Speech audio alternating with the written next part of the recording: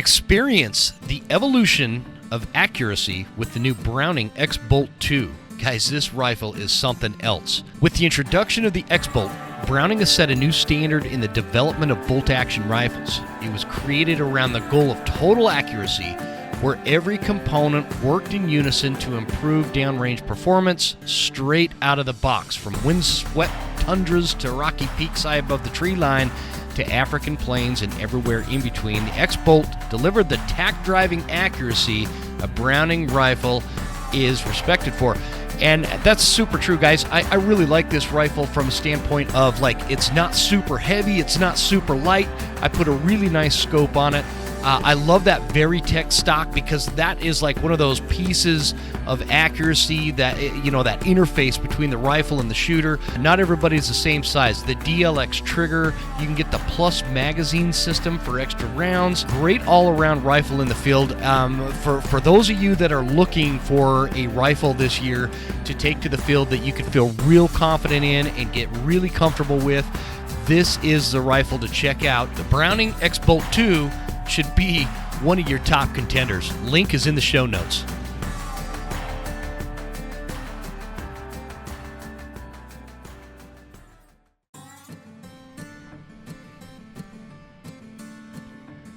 I'd like to welcome Mystery Ranch as a sponsor to the Western Huntsman.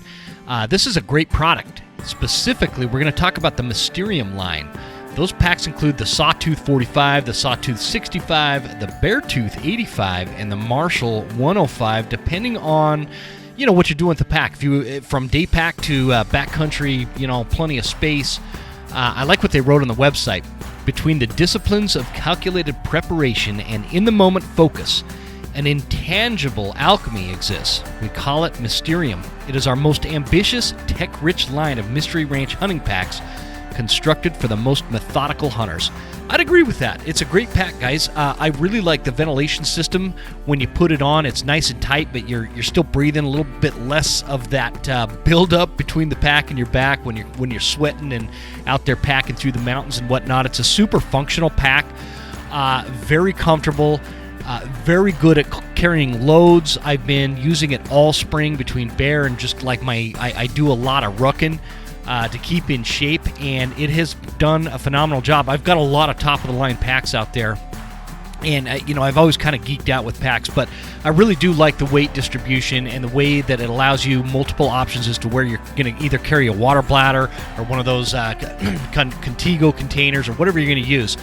Really impressed. I love the ease of how everything functions on it, too. You don't need to watch a bunch of videos to figure out how to undo everything to pack a bunch of meat out. That's really important for a guy like me, I promise. I'm not super smart. So the simplicity, the comfort, the load distribution, it all makes for a wonderful backcountry hunting pack. If you are in the market, check it out at mysteryranch.com/Mysterium.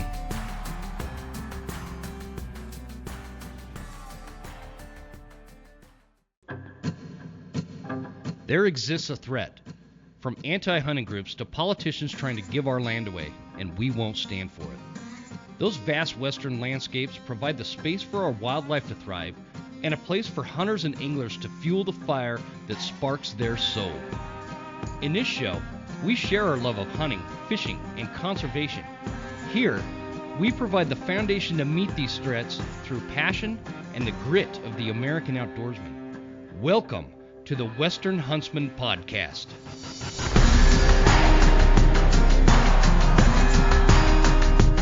Ladies and gentlemen, welcome to this episode of the Western Huntsman Podcast. This is Jim Huntsman, your host, coming at you from the Broken Town studio right here in Northwest Montana.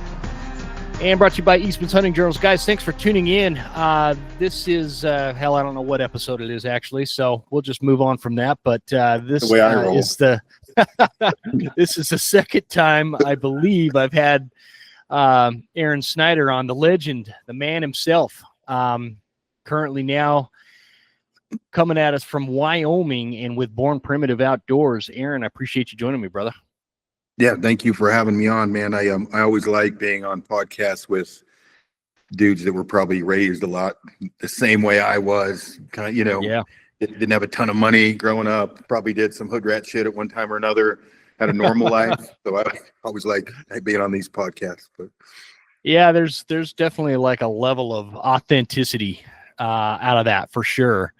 Yeah. So I gotta, what I'm super interested in, man, is I was blown away when I heard, I don't know if I heard it on a podcast or saw one of your videos or something. And you're like, okay, I'm leaving Kafaru and I'm going to Born Primitive. How did that whole thing happen, dude? Because you lived and breathed Kafaru. Yeah, and I don't go into too much detail with this. There's all kinds of crazy rumors. I've heard I was cuffed and walked out of the building. I've heard I was embezzling money. I've heard all kinds of stuff. But just the direction that they were going, in the direction I wanted to go, were different. And so it was definitely, I had gotten a divorce, which was planned right before that. And I say planned, a lot of things going on in my brain, and I've still got along great with my ex-wife. In fact, I'm hanging out with her tomorrow. We're going fishing. But that aspect was not something I was prepared for. It didn't go well, you know what I mean? And there was a lot of things said on their side. I stayed above board. I didn't do a lot of crap talking, but it was definitely something now that I've left that I realized I probably should have done a long time ago.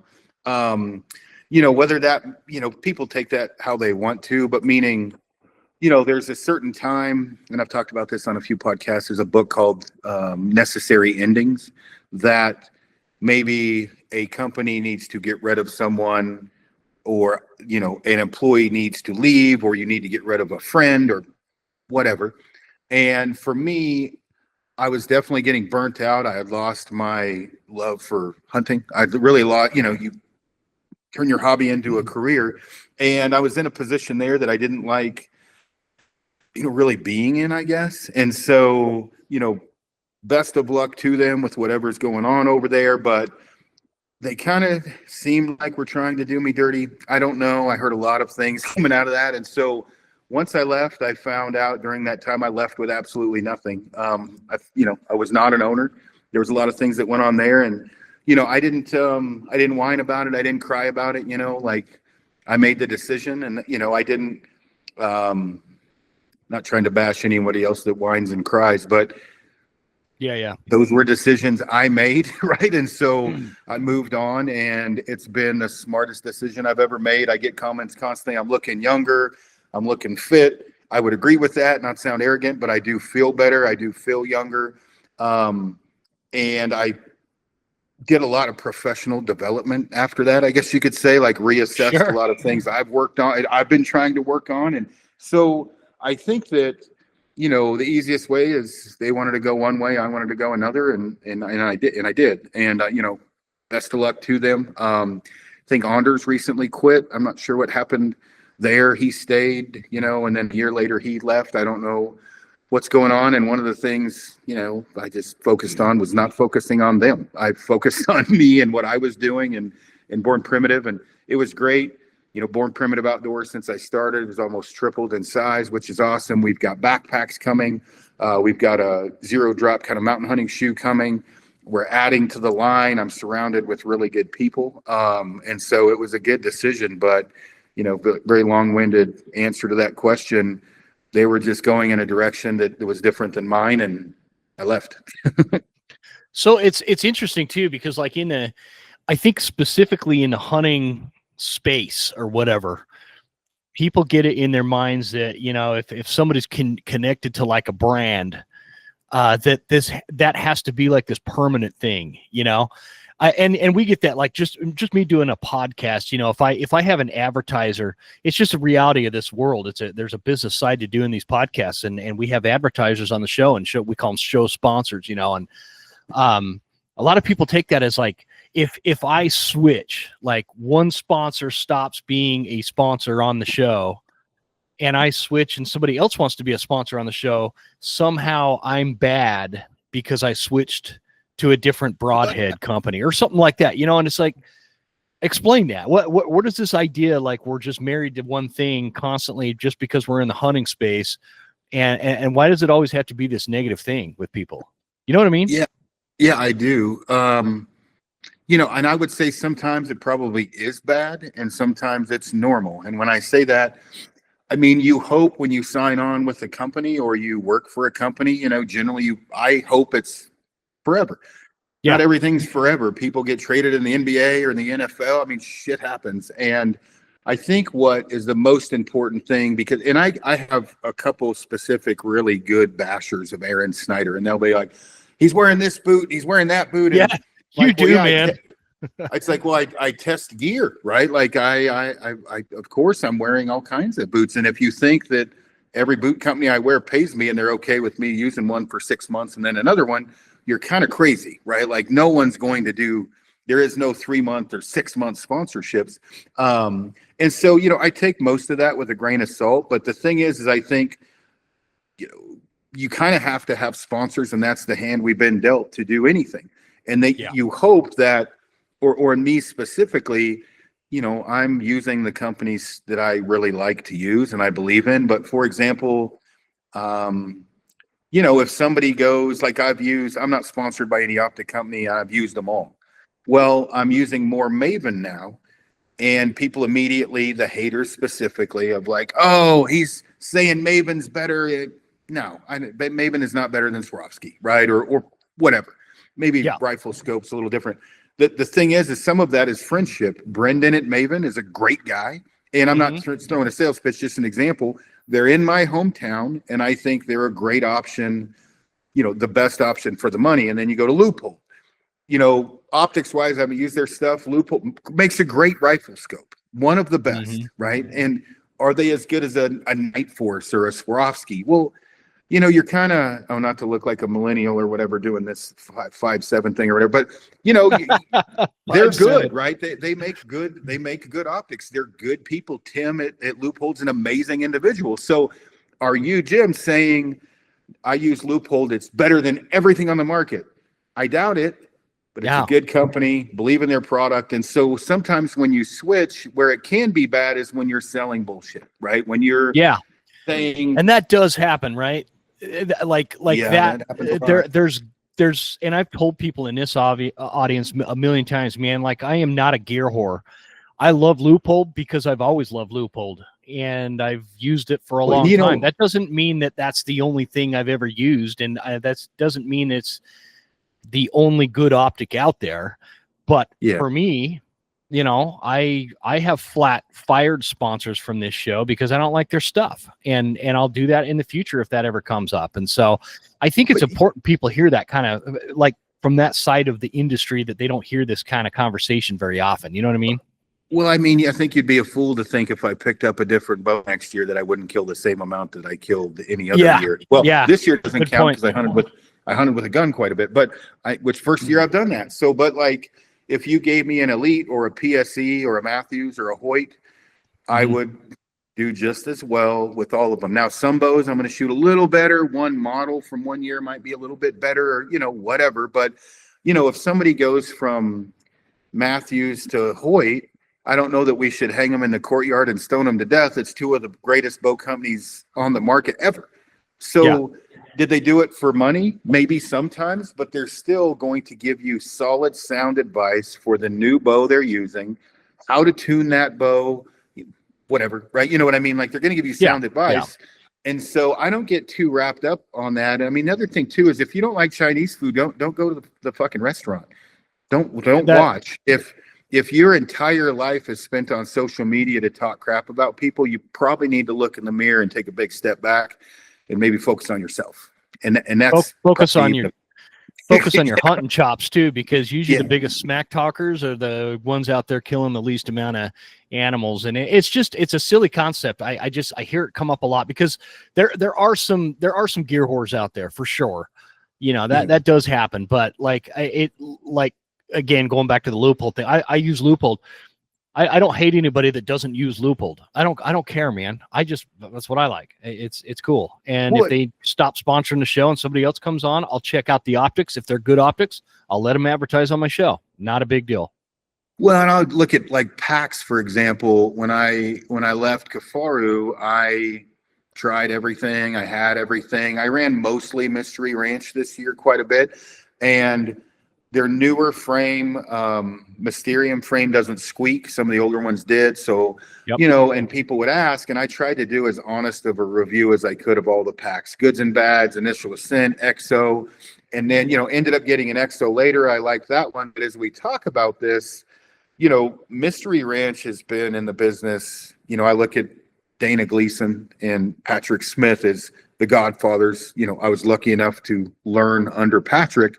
But I give credit where credit's due to Dana all the time. And, while everything about the Mystery Ranch, I didn't love everything about it, but I can use anything and not love everything about it, including the company I worked for a quarter of my life. There's still shit on that pack that I didn't like, because it's, some people like boobs, some people like butts. I think the biggest thing is, one, if it drives you that crazy, you should probably just stop paying attention because you're focusing on shit in your life that's making you unhappy. And then two, look at like what the guy is doing. And when I say that, if you look at Eastman's has to swap sponsors, right? From year to year, shit changes. But if it's a good product and they're promoting it, I don't think it's an issue. If it's a crappy product, that's where you kind of like, well, are they just promoting this here? Getting paid? And you could technically call me a gear whore, but I don't get paid by hardly anyone. And I'm very vocal about the people who do pay me because I try everything. But there's a difference, in my opinion, between a gear whore and a gear tester. Yeah. A gear tester should test everything. A gear whore is somebody begging for free shit so they can be famous. Yeah. That's a good way to put it, man. I like that way. Yeah, that's a really good way to summarize that. So I want to talk about Born Primitive, man, because I didn't know much about Born Primitive from a standpoint. And by the way, we're talking about this for those of you in the audience. Born Primitive does not sponsor this show, nor are there any discussions about that. So this is just me talking about my experience because I have very little with it other than, dude, I like these Frontier pants, man. And I don't know if it's me or just something about the way I've done it in the past, but like I get pants really freaking bloody and I could never get the blood stains out. And that problem stopped for me with the Born Primitive, these Frontier pants. And I exclusively only wear them for hunting. And it's our number one seller. That was my baby. Is it really? Yeah, it's a great pant, man. It's super lightweight. I feel like it's just like, these are really good sorry, I'm on the website getting distracted here. Born Primitive, but what, again, my wife's like sick of me wearing them because I wear them. She's like, you need to wear jeans more. I'm sick of washing I have like 2 or 3 pair of these Frontier pants, but they just work. They don't hurt. I have like this torn, I don't know how to say it, in my knee, the meniscus thing. So if I wear certain pants, it catches my knee when I kneel down and it really hurts. And when I wear these, it doesn't do that. So I wear them more often than other pants. Were you behind the design on these Frontiers? Yeah. I just got a text from Danny Ferris that this is the internet and what we're talking about. Just hold on. Okay. Aron Snyder, a well-known figure in the outdoor industry, has been involved in various projects. Unfortunately, Aron Snyder, whose full name is Aaron Thomas Snyder, that's not my name, passed away on October 23rd of 2025 at age 48. That is my age. Before his passing, he worked as a product designer at Born Primitive and was previously president and CEO of Cafaro International. He was known for his expertise in survival hunting, archery, and gear design, often sharing his knowledge through podcasts like CafaroCast. Eastman's Journal podcast recently appeared in episodes of Eastman's Journal podcast discussing the new role at Born Primitive and sharing experience. That is on the internet right now. If you Google my name, I am very much alive, and that is not my full name. The internet is a fucking strange place, brother. It's weird, man. That is super weird. So interesting. Danny just sent me that, and I'm like, you just were bringing up. So the Frontier pants, I'm still trying to wrap my head around. I'm not dead. I'm the Frontier sure I'm not pants, talking to a ghost. Yeah, those were my baby, and when I say that, the entire line was pretty much Frankie and I, and then transitioned into Kurt, Frankie and I.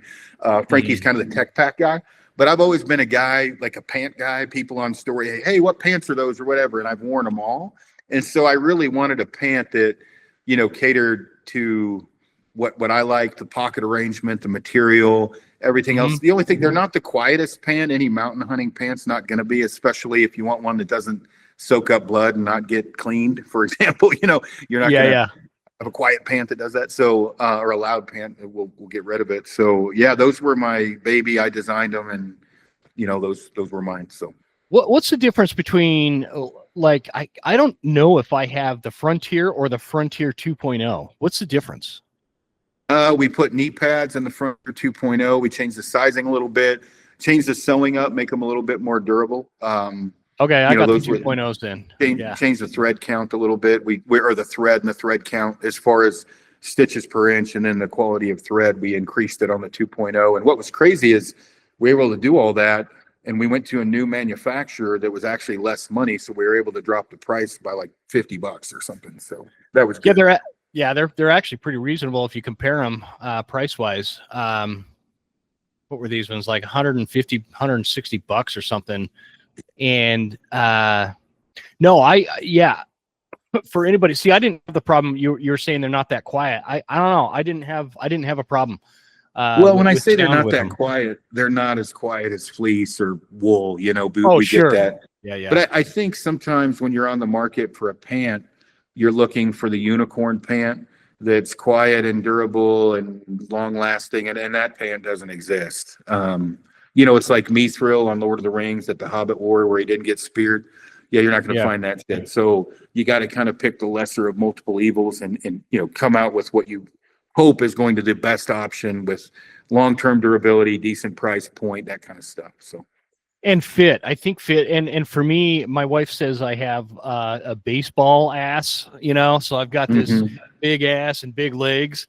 And so it's hard for me to find pants that fit without rubbing and like pulling at that knee injury. That I've got an old knee injury from the Marines that it just, like, I need to go get it fixed, but it'll put me down for several weeks, and I just don't have that kind of time.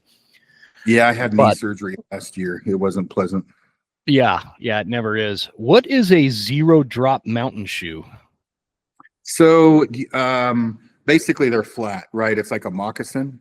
So really the story with that is I've worn mountain hunting or mountaineering boots, really stiff boots, my entire life for the most part.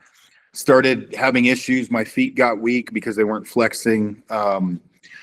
Like I wasn't building muscle or retaining muscle in my foot. And then I got stress fractures in my foot. And so I'm trying to, I'm getting old, right? I'm trying to figure crap out of, what the hell's going on? What do I need to do? And so then I started wearing some zero drop kind of barefoot shoe.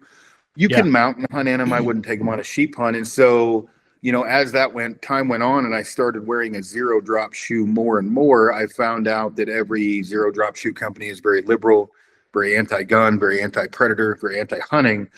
And, there was things that I wanted to change on them. And so I presented it to Born Primitive. Some of those guys wore zero drop shoes. And so then we kind of started diving into making more of a hunting zero drop shoe. Really what they're the best at is like spot and stalk mule deer, antelope, moderate to medium kind of backpack hunts or hunts. They're very quiet and you're connected to the earth more because they're like a moccasin. They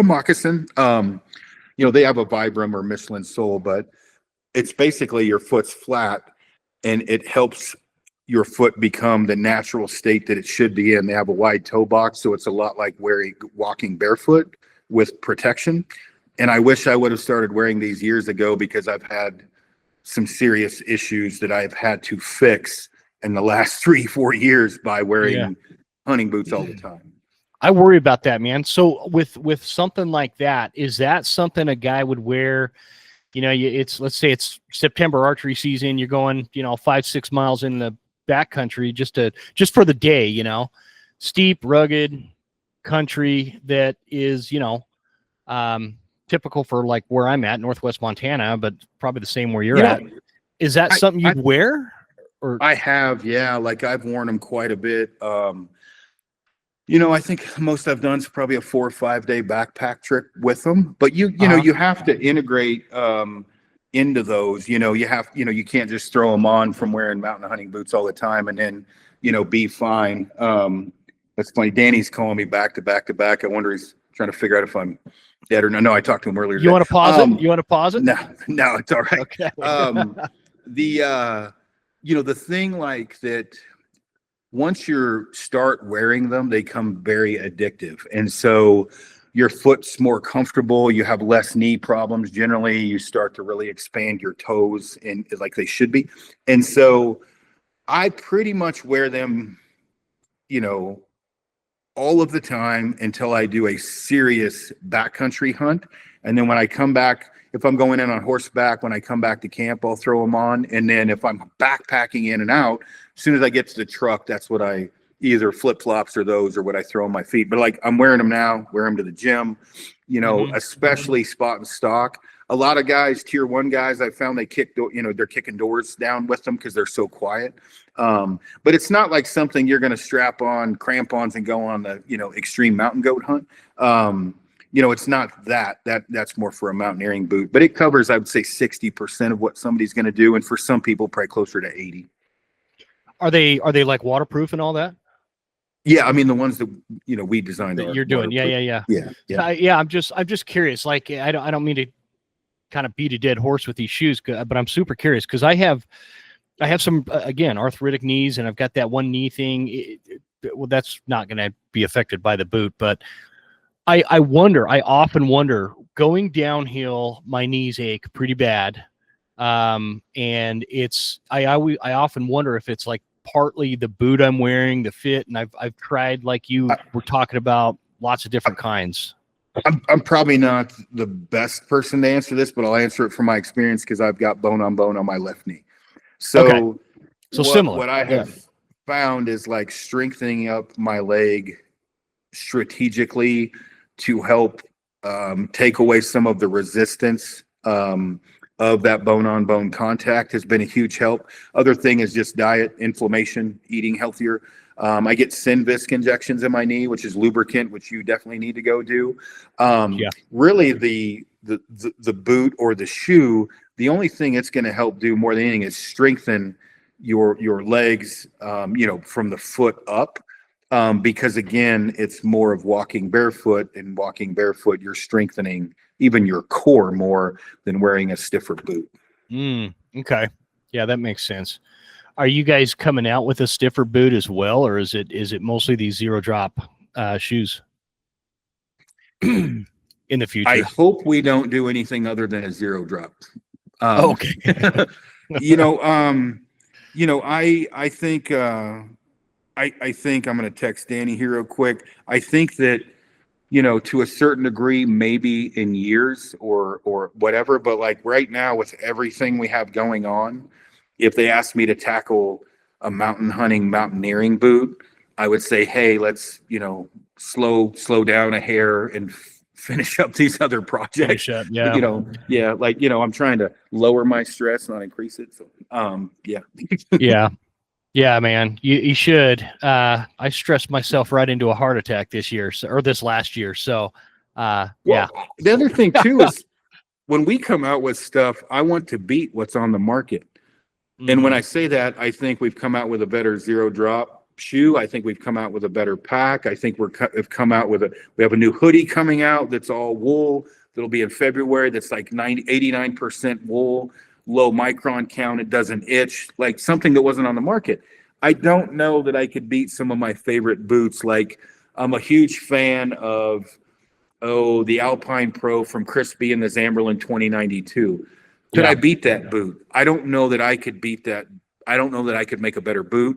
And so then I would just be coming out with some shit for people to buy. And I personally and my crew at BP have a hard time, doing that within reason. I mean, you come out with a fleece top, it's a fleece top, right? Lots of people have those, but you have to come out with a full system. When I mean with clothing, you're not going to just skip that because they're on the market. But with boots, I would have a hard time diving into that unless I knew that I could come out with something that fixes a problem that's already on the market. So, I mean, all that said, I'm sure do you want to text Danny back real quick? I just did. We're good. Oh, okay. We're good. For everybody listening, Born Primitive just is got quite a wide arrangement here from a standpoint of outdoor clothing, but I wanted to get your take real quick before we move off of that. Camo versus like solid colors. Yeah, and dude, I'm not a fan of camo. I'm kind Haven't of been losing for a my long time. interest in it. Oh, really? So keep in mind, years have gone through my, you're young and impressionable and you're reading Chuck Adams articles, right? And you could tell Chuck wore very faded tops, almost to the point they were solids, right?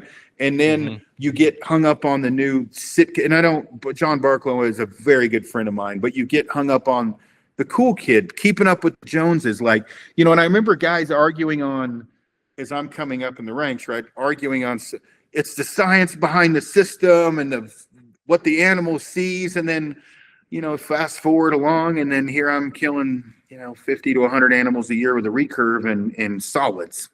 Yeah.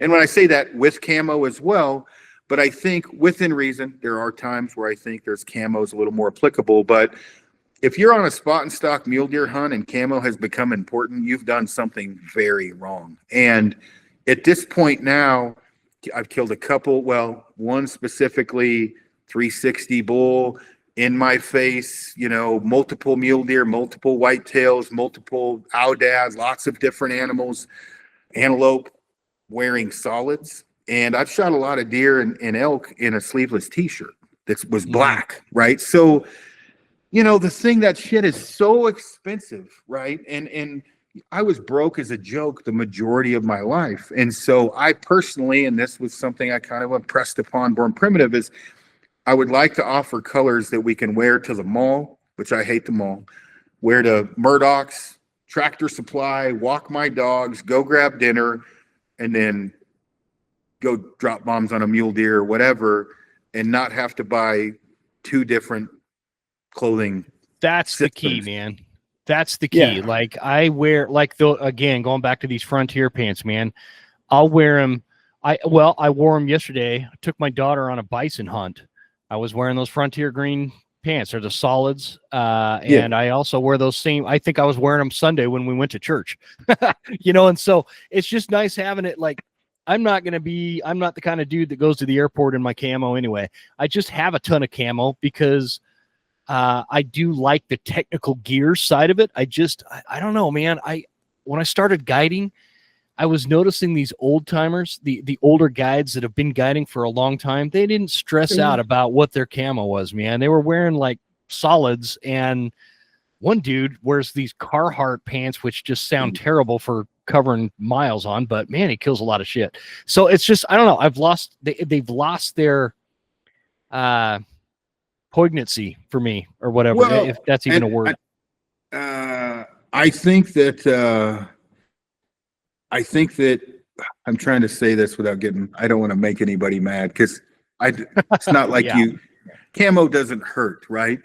But when you see a lot of people that are promoting camo that have maybe shot a doe or an elk or whatever, and when you go, like, I guide a lot, or I have a lot of outfitter friends and I help out, and you meet some of these guys that are just gangsters, and they're in some kind of a pant, generally neutral color. Used to be Wranglers, they've upgraded now to some kind of neutral pant, a Frontier, a Kuiu, a Sitka, and then a lot of like a hoodie or whatever, and getting it done year after year after year.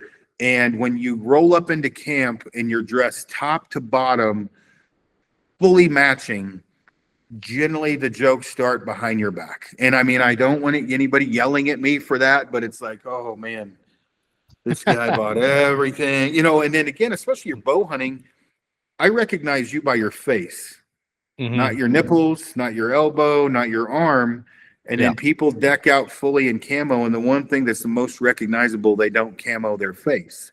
So I'm like, well, you spent $2,500 on your outfit, and I can still tell it's you with my own eyes, and I'm half blind because I can see your face stick out like a sore thumb. So camo patterns cater to selling to people more than they do to helping out shooting an animal, in my opinion. Because they do look cool, man. I mean, let's face it, the camo does look cool. But you're right. You gotta look tough.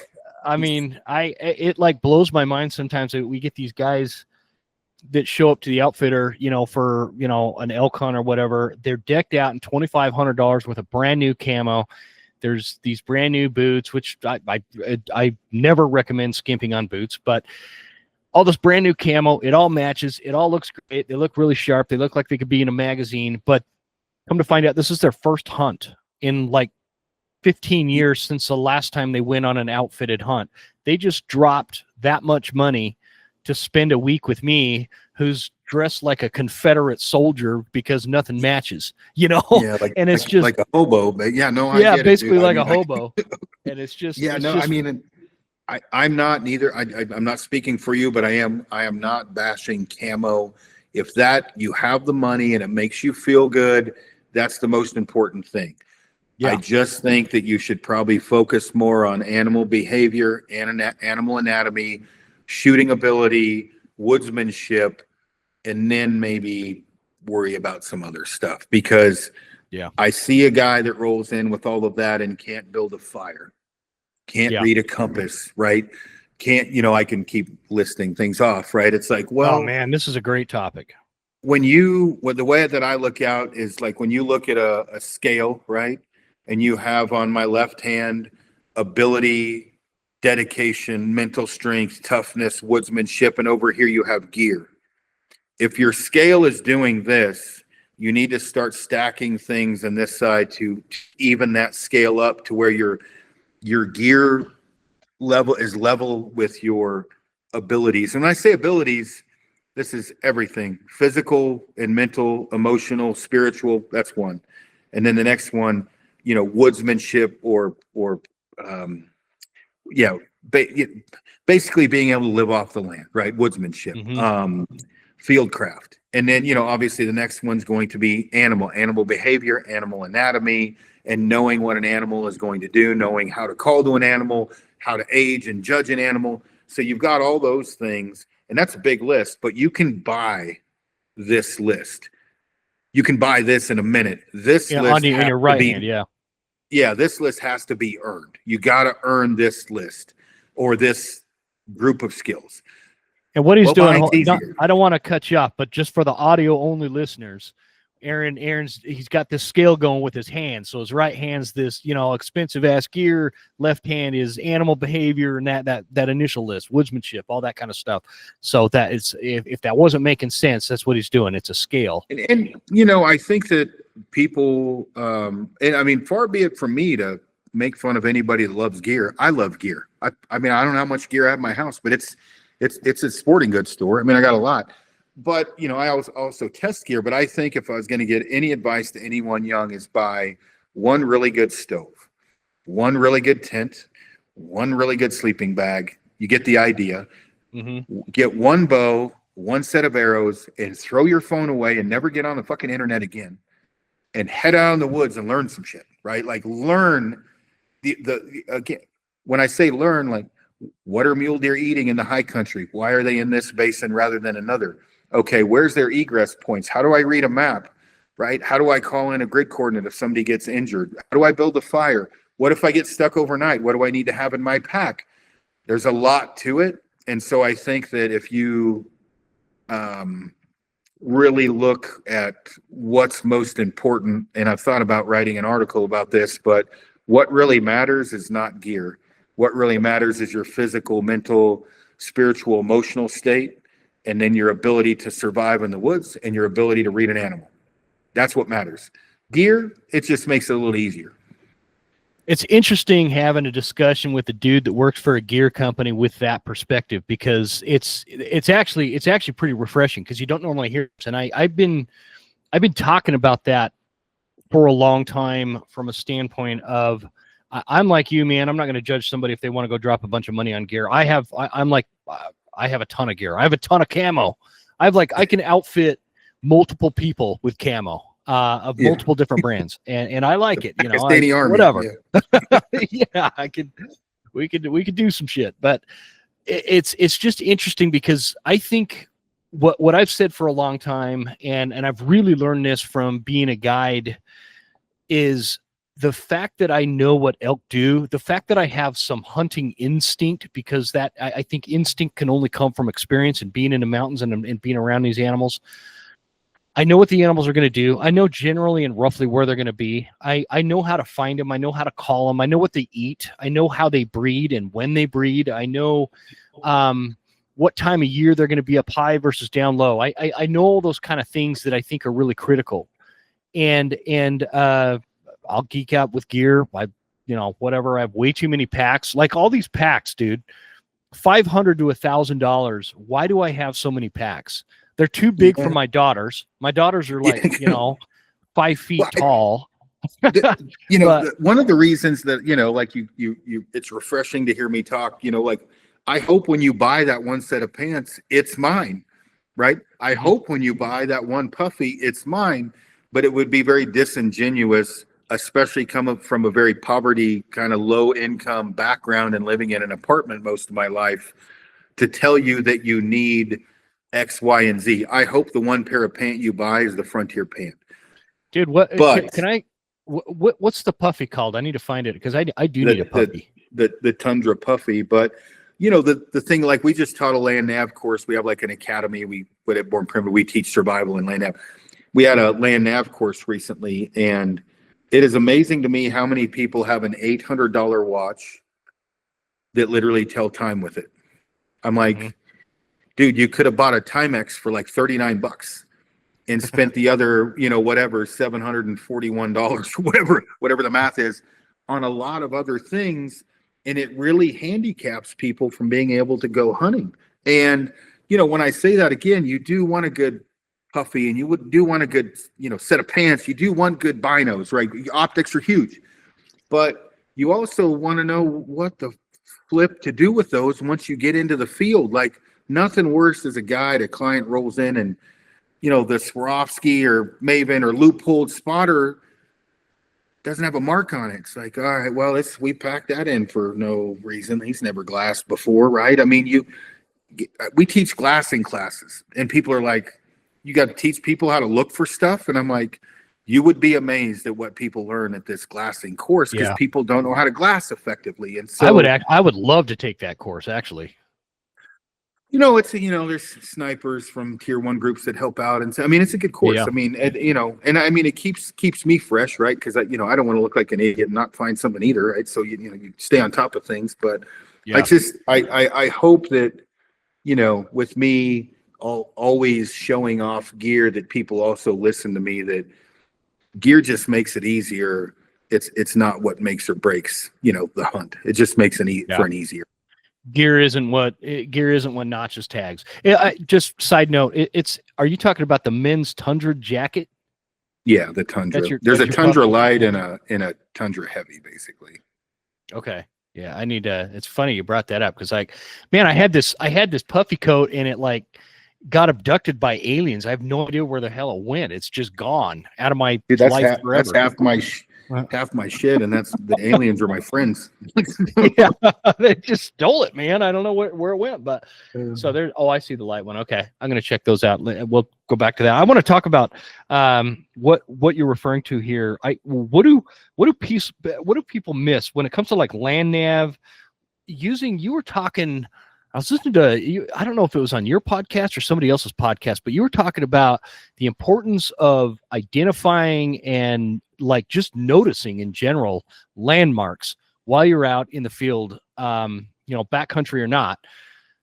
What can you talk about that, using landmarks specifically, because it's hard to teach land nav on like a podcast, right? Yeah, and so terrain association is what that's called. And so terrain association. If you work as a construction worker and you have blueprints and shop drawings, right? So, when you have a set of blueprints and it's a, whatever, picket, I don't know, whatever, $200 million building, giant building.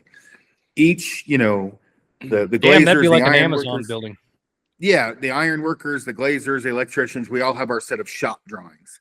Mm-hmm. And then when you look at those, the idea or the hope you have is at a certain point, you're going to take a 2-dimensional drawing and be able to see it 3-dimensional. Right. You're going to be able to see that building erected. And Yep, I can see that view, and it takes a while to get there. Well, you want to be able to look at a map, 2D, and envision what that looks like when you're, with your actual eyes looking at the mountainside. Well, terrain association is being able to look around you and then look at a map and saying, yep, that's to my left. Yep, that's on the map. Yep, that mountain's over here. That's here. There's a lot more to it than that. So terrain association is huge, especially when you're going on a stalk, right? Like how to come in on the animal, which is the easiest route, things of that nature. And that's what we teach in that course, a lot of it. So. And also, one thing that really has thrown me through a loop, like you're talking about a stalk. Okay, I've got 600-700 yards out, a bedded muley sitting in the shade. Maybe it's his, first, second bed of the day or whatever, and I need to get closer because I'm archery hunting.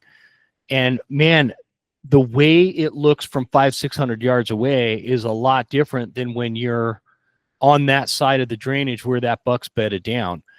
And is that something that kind of like you're referring to?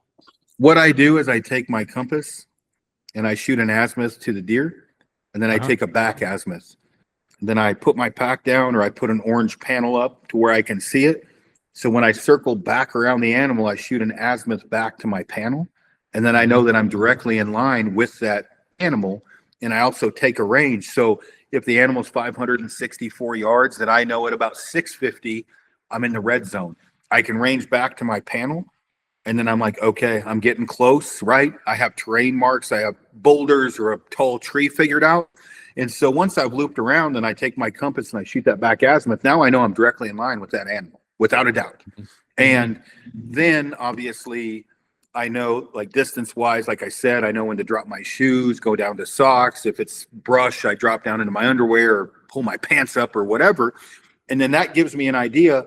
And also the confidence when I'm coming in, I'm in the right spot because I'm not guessing, because I used a compass to do that. You can't do that with anything electronic. It's impossible. And I've never been proven wrong on that. Electronic things can help, but you need a compass and you need to know how to use it. And then now, if I'm solo, I'm coming in with a certain 10-meter degree of accuracy on top of the animal after looping around an entire, whatever, 1.5 mile stalk. I know I'm coming in on top of that animal. And we teach that as well. Where is that? Is that like online stuff, or is that a in-person type? That one's hard to teach. That's hard to teach online. That's what I was thinking. Them. We just had the one in Riverton was here. So they'll be in Riverton, Du Bois, and sometimes we'll, travel throughout. Like I may talk to Josh up at Montana Knife, see if he wants to do one, up there. But, you don't know what you don't know. And, when people come to this course, men are the worst. Yeah, I know how to read a map and compass. That is a fucking lie. They do not know. Total lie. Right. Yeah. And so I'm like, okay, well, we're gonna find out. And the reality is, most people, when they grab a compass, they do circles like it's the Jack Sparrow compass that points to what you want. Right there's a lot. There's true north, grid north, magnetic north. We explain that. We explain the difference as you go from grid to magnetic, how that changes throughout North America, how to convert that over for to your compass. There's a lot to it, which I'm not going to go into, but that's part of, if you break a leg, or if you you jab a stick, compound fracture, whatever, it's also me calling in a helicopter to come save your life. And I can push the top right button on this watch. It'll tell me my 8-digit grid coordinate of exactly where I'm at. I can plot that on a map. I can call in a bird. I can give wind direction. I can tell them what mountains at what direction, and that could save a life. Or you kill a mountain goat 7 miles in, you're solo, and you need me to come get you. You can give me that 8-digit grid coordinate. I can plot it out on a map. I can put it on my electronics, and I can get to you to help you pack it out. Not many people can, do that nowadays. So we teach that. I think you nailed it when you talked about how a lot of dudes, they think that they know that. Like I'm a good example. When you say shoot an azimuth or talk about land nav, I was really good at that when I was in the Marines. But guess what, man? And then it just goes away. That was over 20 some odd years ago, man. I don't know that I could do it. And so, like, maybe I ought to get you to. get you to come up to the outfit, and we got to put on a course up here, man. Because I don't know. I think we do the guide school here. Yeah. And we don't teach land nav in that kind of detail. And I think it's critical, especially like up here, man, in Northwest Montana and like North Idaho. It's so thick and brushy. Oh Lord, it's horrible. You know what you can't, you know how quickly you can get turned around here? Like if you drop your phone, or like my cousin Andrew, you know what he did? He dropped his phone and it was raining and it cracked his screen so bad that he could no longer track where he was at on Onyx. Well, and some of it's situational awareness, right? So, okay. And I mean, I don't want to go into this. I don't want to take you hike up a drainage. There's a creek to your right and a ridge line the whole way. You veer left, right? You take a trail. You don't take a trail, but you're going up the whole way. You get up there. You're fogged in. You have no idea where you're at. You can't see anything. Well, there's handrails and catching features that you've went past the whole way up, meaning how could you not get back? You know, people panic, but it's like, well, go downhill for one. Like you went uphill the whole way, go downhill. Okay, well, you may not be pinpoint, but that creek you followed up is a handrail. That's going to guide you right into where you came from. So go downhill slowly, be careful, be methodical, right? And then hit that creek, take a right, follow that creek down, and you know that you're not totally lost because you're backtracking of what you did. But a lot of people don't have very good, you know, like situational awareness is basically what it is. So I think that a lot of that too, it comes from people that it's a lack of experience, which and a lack of knowledge in that scenario. So like, let's say we're joking around about me forgetting how to do an azimuth. I think I can still shoot an azimuth, but I'm probably wrong about that. You're an expert. You take two of us and we go into the same woods or whatever. We both get a little turn around or whatever. I'm going to freak out way quicker than you are and have less situational awareness because I don't have that confidence of knowing how to do a land nav or land nav my way out of there with a compass.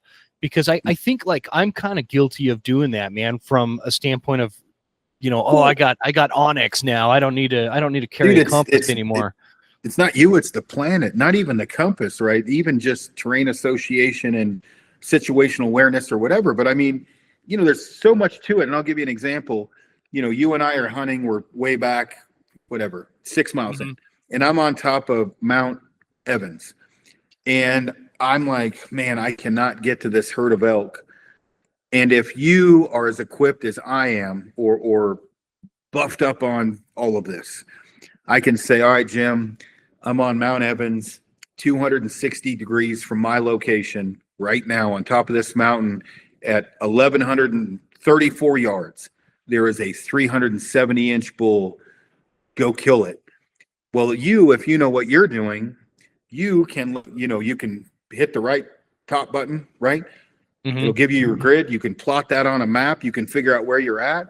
You can see where I'm at. You can draw. You basically can take your compass or protractor. You can draw the line at 200 and whatever the hell I just said degrees at whatever distance and say they are on this bench and I am 3/4 of a mile from them, and you go kill them. You do that now, guys are grabbing, pulling up whatever mapping software, like, okay, I'm here, kind of, you know. And so when you learn all of this, it definitely makes you more, it just makes you more lethal, right? I guess it would be the easiest, way. It makes you more efficient. And I have used that many times, right? Like literally when I flag guys in or whatever else, it's like, or say flagged in where it's legal. Like I'll just say, hey, I'm on this peak. This is my exact location. Plot that on your map. Okay, now you got it. Yep. And that's within 10 meters or so of my location, even within 50, and they say, okay, well, at 248 degrees and 1,000 yards from me, there is a massive mule deer. Go kill it. And especially with a rifle, because I just gave you literally within, let's say 50 meters of that deer's location. You only have to get within 400 to kill it. So, so it just makes you more efficient all the way around, and it's, safer, right? As far as, getting people out. So, yeah. And again, going back to what I was saying, the confidence builder side of that, if you have a little bit of confidence in that, that keeps you from panicking that's going to be a critical element if you do get turned around in the backcountry or you break your leg or you whatever. There's a lot of things that can happen. So no, that's Well, cool, we man. do wilderness medicine, all kinds of crap in the courses. But I mean, we try to make you a better human, right? That we just try to make you better in Yeah, everything. man. You do, so. I want to do one of those courses. I think that'd be critical. I think all guides should do a course like that too. Oh, dude, some guides and outfitters are the worst because I they've know. been generationally handed down their area, so they just remember where to go. But when rubber meets the road and situations happen, they're not. I'm not shitting on guides and outfitters. It's just some of them maybe rely on what their dad and grandpa taught them and haven't maybe learned some of this stuff. So well, they've hunted the same 3 drainages for 30 years or something. You get a little complacent for sure. Yeah. When are you doing more of those? You got more land nav courses coming up? The next course is actually a 2-day course. One is high level bow tuning. The next one's high level rifle setups or whatever. I'm not sure. The next land nav course will probably be in March, into March, but I'll have the exact dates pretty soon. Okay. Yeah, man. Sorry, I'm writing that stuff down. Cool, dude. I'd love to do one of those courses. I might come down and see you, or if I can convince you to come up here, we'll put one on up here. Oh, yeah, got a big old lodge up here. Yeah, I'd say we travel. I mean, it's just as easy to do it up there that it is down here. So yeah. I mean, the thing is too, what's nice is, when it's not exactly the most, it's not overly exciting. So, some of this stuff, right, is pretty boring, but when you can you get a good group together and you joke around, because we bring you up front. Like if you're shaking your head, we're going to find out if because we're going to call your ass out. Yeah. And we're going to look at an idiot. So, it's kind of, we lighten it up a little bit, when we teach them. So. Yeah. No, man, we should talk about that. I mean, we've got this big lodge here, 2 hours from Missoula, 2 hours from Spokane, Washington. It's pretty central. Might be a good spot to put one of those on. Hit me up in the you guys listening if you'd be interested in that. Jim at the westernhuntsman.com. Send me an email. That'd be a cool course because we got a great venue for it. And if you could land nav up in this country. Yeah, we can do land nav and survival or wilderness medicine, or we can do, most of my buddies that are helping me with this are all former tier 1 guys. So, I half-assed most of my life, and so they're much better adults than I am. So they are very helpful with other parts of this as well. So what do you think on that, to your point there, Aaron, like what is something that is, when you're talking about like survival, what do you think? I always look at things in like tiers. Like to be a good bow hunter, you've got to first prioritize this, and then secondly this, and you go down the list or whatever. Same thing with rifle hunting, or like elk hunting. You got to, if you want to call in a big bull, you got to prioritize this call. Blah blah blah. When it comes to survival, what do you think? All hunters should never go into the woods without knowing. Like on a very basic level, is it like first aid? Is it land nav? Is it building a fire? What would you prioritize for hunters? So one is just what you have on your body. Like, when I say that, meaning, when I say this, I don't want to steal your podcast, but I just did a podcast with Dave Canterbury on mine. Check out the board. Dave Canterbury is a gangster when it comes to this stuff. It was a great podcast, and it was really kind of integrated bushcraft and wilderness survival and I actually did listen to that one. Yeah. But the first thing is what you're wearing, your layering system, your clothing, right? That's important.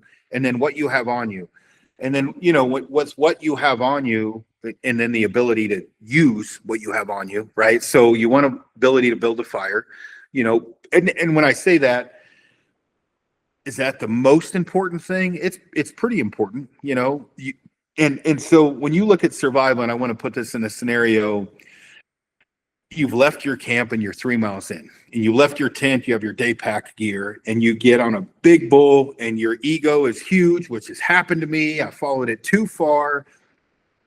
I can't get back to camp. Fog has come in. Like I'm worried about finding my way back to camp.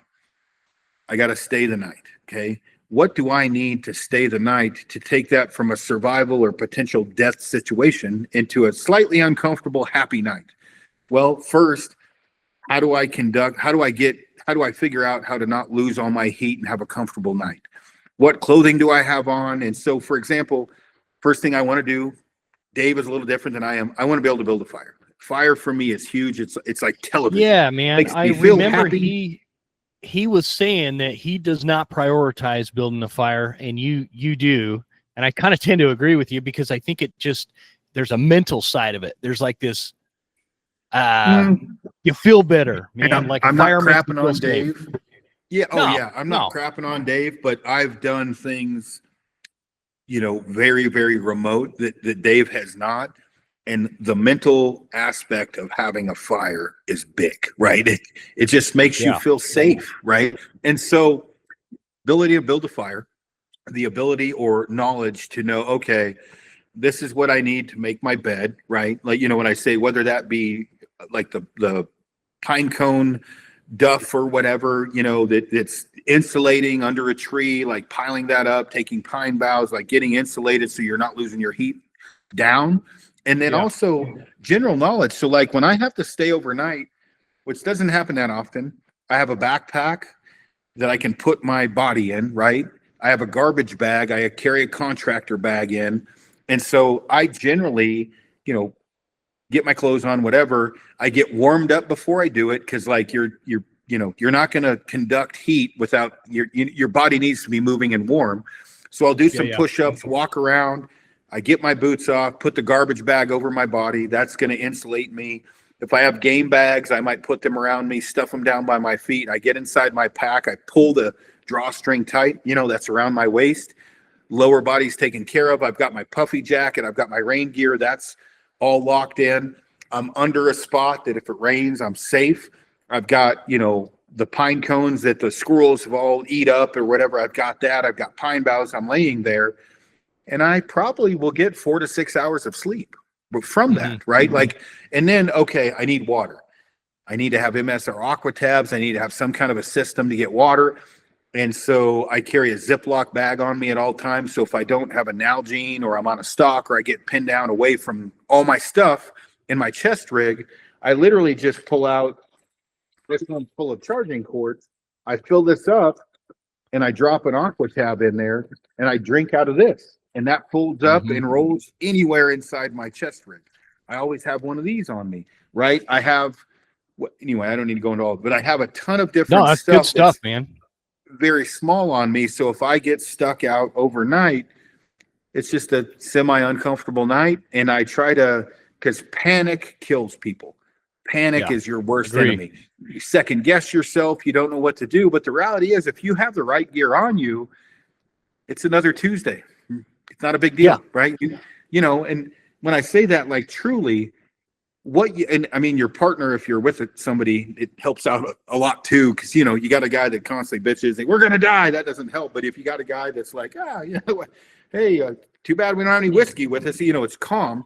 Yeah. That helps. And so it just makes it to where the knowledge or really wisdom that you have and the gear that you have on you, it gives you the ability to go farther, go much harder and do things that you may not be able to do because you have the confidence and the skill set to be able to handle anything that is presented to you on the side of the mountain. Do you feel like that lack of that kind of knowledge costs people a lot of tags from a standpoint of like 100%. I mean, yeah, totally, man. Like I remember I used to be like, I used to hate coming out in the dark because I was like, man, what if I got lost or something? Yeah. But if you stay, that magic last 20 minutes of light is, what kills a lot of animals. And if you've got the confidence, what do you got there? Is that your new puppy? I saw a post about it. Oh my gosh, look at that guy. What's his name? Good. Havoc. Oh, he's gonna be Havoc, man. For those of you audio only, he's got a pup right here. How old is he? Like 8 weeks?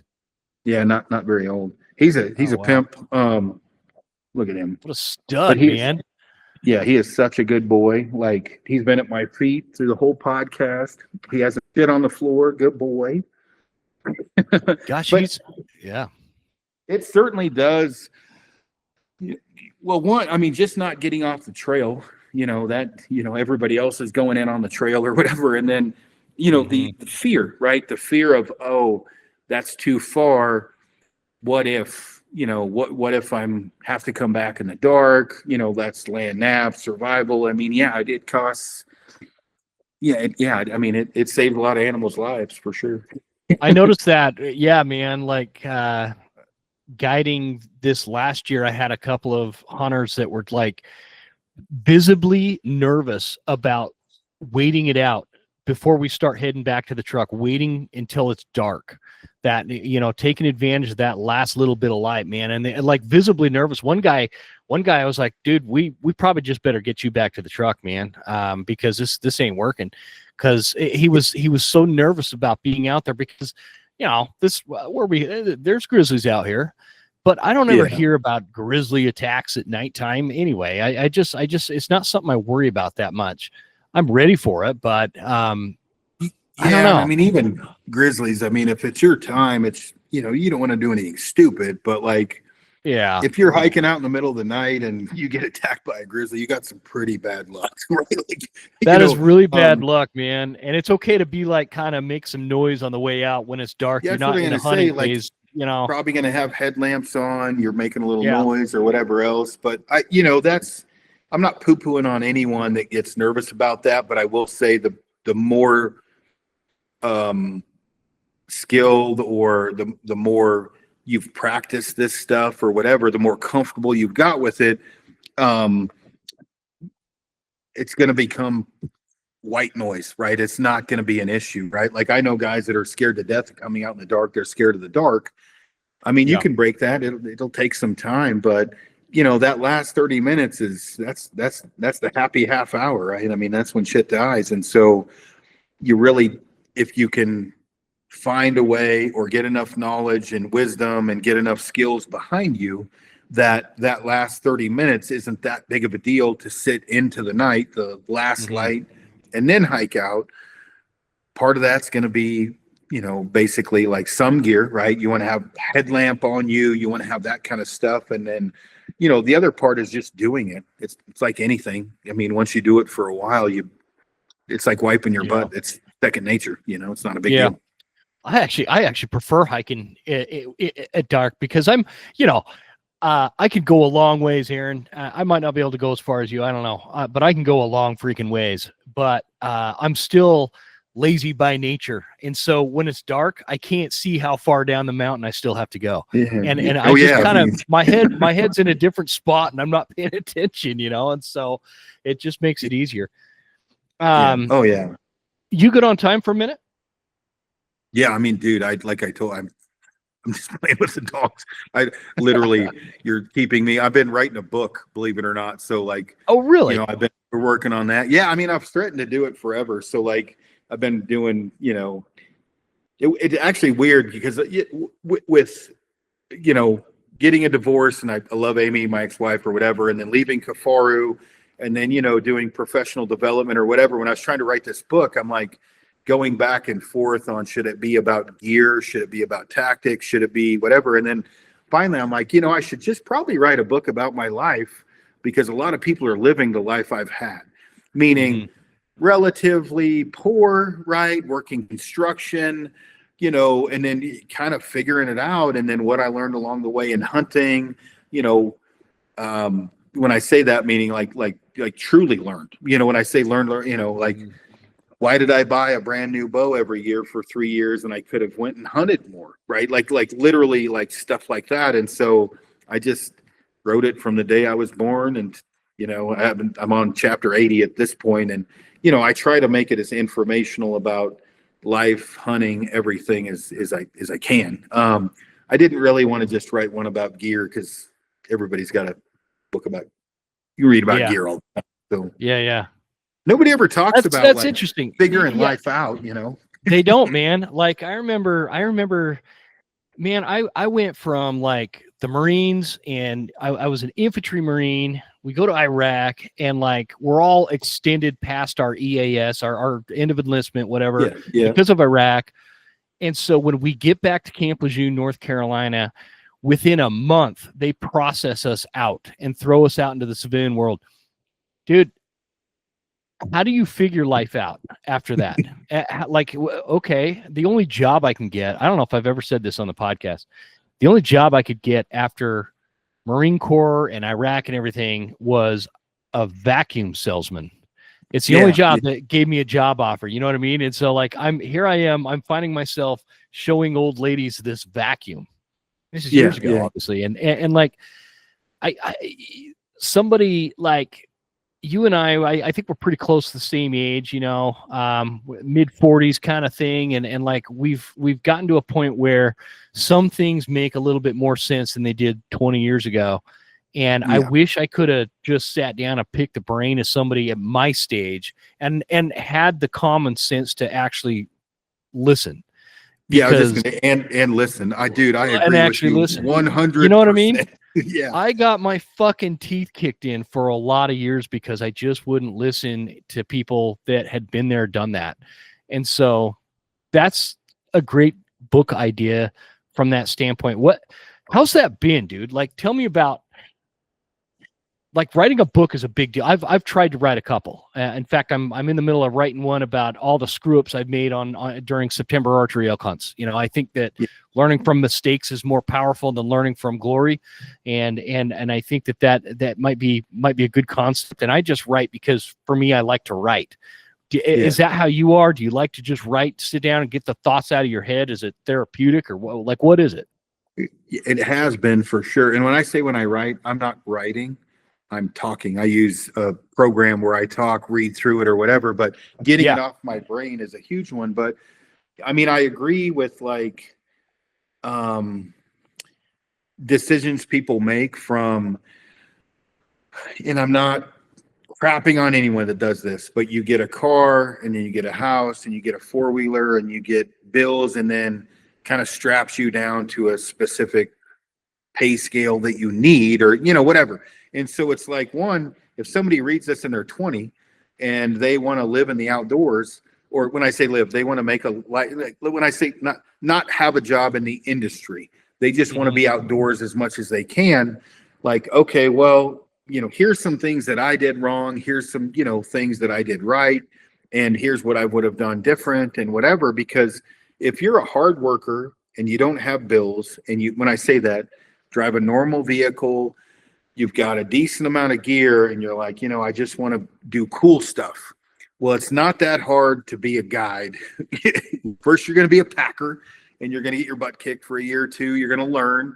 And then you can do that year round if you don't have a ton of bills. You can go to Alaska, come back, work here in the States. You can go down to Mexico. You can guide for out in Texas. You can do all kinds of stuff, and you're learning. You don't want to do that probably the rest of your life. But those first 5 to 7 years of adulthood are going to be filled with tons of experiences and tons of wisdom. You're going to learn. I wish I would have done that. Yeah, I wish I would have done that when I was first out of the service. Well, and little man got his butt kicked. Havoc, get over here. Oh yeah, dude, I got 260-pound Great Pyrenees, and Havoc just stepped into the wolf's den. 1 second before my little guy gets eaten. Yeah, man. Yeah, I'll just kind of keep it going here on this side. What he was talking about, we've got one of my buddies at Elk Creek Outfitting. For those of you listening, that's what he does. His name's Alan, and he's a guide. He's a guide with us in the fall, and then in the winter, you know, I don't know what the hell he does in the winter. He was doing the mountain lion guiding with us through the end of December, and then I'm not sure where he goes, but in the spring, he goes and he does like turkey and bear hunting guiding, and then in the summer he goes into fly fishing and White River rafting guiding in Colorado, and then again fall he comes back up to Elk Creek with us and starts guiding for deer and elk. So it's totally doable, and I wish, like, before I had a family and all that, I would have done that, because the experience is just invaluable. You know, back in the old days, there was this program called Layaway, where you can go into like a store and start making payments on something, some high dollar ticket item, and once you paid that off every month, it was yours. You could take it home. That's how I bought my first deer rifle from the Marine Corps PX on Camp Lejeune in North Carolina, and it was the first weapon that I bought that I purchased myself. It wasn't a hand-me-down. It wasn't my dad's. It wasn't anything like that. So I went and I picked out this 30-06, and I just didn't have a lot of money, and so I did the layaway program, but I needed a scope on it, and the cheaper scopes were all sold out, and so I bumped up to like this entry-level Leupold scope and put that on the layaway program and had them all, put the whole package together for me and all that. Made the payments and finally got to bring it home. Ever since then, almost every rifle I've owned has had a Leupold scope. In fact, I'm having a custom rifle built this year, and it's going to have the Leupold Mark 5 HD scope on it. I just killed a buffalo with that scope. It's a really great product. And Leupold, guys, you know them. Everybody knows Leupold. They've been around since like 1907. They started as like a special instrument company or something like that. But these American-made products are fantastic. Whether you're looking for a spotter, binos, a rifle scope, accessories, tripods, bipods, all that kind of stuff, you can find it all at Leupold.com. And I'd really appreciate if you supported this American company that has a great American story. And I couldn't be a bigger fan of a company, and I'm so happy and thrilled that they've chosen to partner with the Western Huntsman. Thanks to Leupold, and thanks to you guys for supporting our great sponsors. Yeah, I hope they're good. I work for a guy named Blake Chamley. He owns Chamley Outfitting here in Wyoming. And when I say work, don't get the idea that I'm making money from guiding, because I don't. I lose money from guiding, but I love to be out there helping people. Blake has a son named Caden. Caden's a gangster, 20 years old, great kid. And he wants to guide more. He wants to, he guides for his dad or whatever else. And I'm like, look, man, do it now, right? Like, you're getting the golden handcuffs, working in the oil field. You're making $100 and some $1,000 a year. You're like, oh my goodness. But some of the funnest times I've had are when I was poor. Not money didn't do it, right? And so I'm like, hey, I can get you jobs where you can work year-round guiding. You don't want to do that the rest of your life. But man, by the time you're done, when you're 20, I didn't figure my life out till I was 40 something, right? I didn't get my shit together till late. Yeah. You will have experiences that on your deathbed, you will be thinking of those, not the truck you bought when you were 32. You might remember that truck, but I guarantee you're going to remember some of these, whether that be fishing or a client or whatever. Like, you're going to remember, because nowadays, you don't get to experience being on top of 12,000 foot peak looking at a band of 12 Rams. You remember your cubicle or whatever shit job you have. And it's like, those things are the most important, and people forget about that. And a lot of, totally. It's just a world nowadays, It is, man. It's interesting because like, I was bored waiting for one of my foremen. I have a little roofing company, right? And waiting for a foreman in a gas station parking lot the other day to write him a check. And across the street there's a Chevy dealer. And so I out of boredom, I'm like, you know what? I've been driving Fords for I don't know how long. So I'm gonna go see what these Chevys look like, because they look pretty slick from across the street there. So I pull in this dealership, and I'm trying to sneak in there so the freaking salesman doesn't, trap me. I just did this, so I feel your pain. Yeah. Well, this dude, he comes from between two trucks. He totally bust me. He saw me pull in there, and I'm kind of peeking in the windows of this nice truck. Was he wearing camo? No, he was wearing khakis. Snuck in on you on khakis. Yeah. But anyway, I get to talk to him. Dude, these new trucks, these 3/4 ton Chev, man, they want close to $100,000 for these things.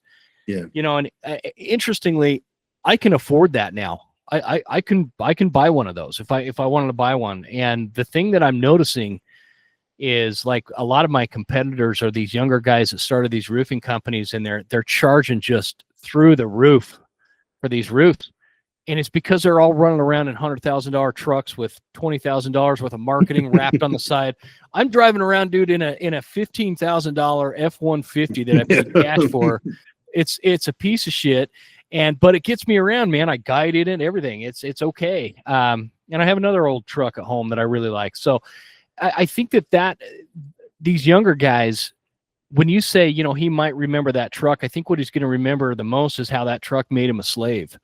Or that And like $1,200 payment. Yeah. Oh, that yeah. that $1,200 payment made him a slave to that cubicle, where what you were saying, if somebody would have given me the direction when I was 23 when I got out of the service, that said, hey, you can go to guide school. You could spend the next few years just guiding year round and spending that time in the mountains with people that appreciate you taking them out there and showing them like the Western, mountain hunt on an elk or a goat or a sheep or whatever. Gosh, man, I would have jumped all over that. I just didn't know it really existed. I didn't grow up in that world. And like, I didn't even know what an outfitter was. We were way too poor for outfitters when I was a kid. I didn't know what that was. I mean, one of the greatest things for me, which is weird, but I mean, working with, and specifically like the Lancasters and Ron and Maria and the NWT in BC, I can legitimately say that I have stepped foot where no man has stepped before.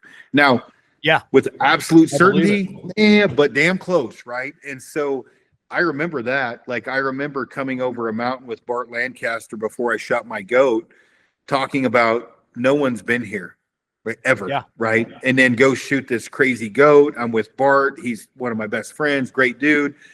I mean, I did that with Clay, his brother, when I was broke as a joke, living in a 1-bedroom apartment, eating tuna and peanut butter because I couldn't afford anything else.